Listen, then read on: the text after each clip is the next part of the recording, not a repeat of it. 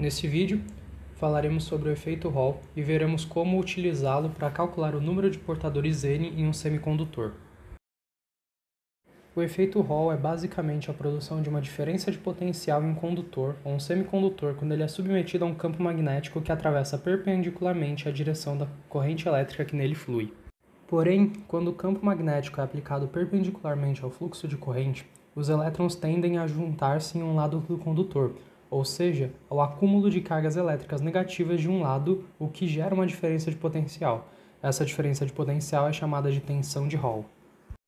Isso acontece porque quando um elétron se movimenta em um campo magnético, uma força magnética é exercida sobre ele. A direção dessa força pode ser determinada pela regra da mão direita. Portanto, se o elétron estiver se movimentando para a esquerda, como na figura, a força eletromagnética apontará para baixo. Essa força faz com que os elétrons se acumulem em um lado do semicondutor. Como já foi dito, esse acúmulo de elétrons cria uma diferença de potencial e um campo elétrico, que faz com que uma força elétrica haja sobre o elétron. Como pode ser visto no diagrama, se a força magnética se igualar à força elétrica, os elétrons que passam param de se acumular em um dos lados do semicondutor. Nesse experimento, utilizamos um semicondutor de galho-arsênio, uma fonte de tensão junto a um circuito ferromagnético para criar o campo elétrico mencionado e multímetros para medir a tensão de Hall e a corrente através do semicondutor.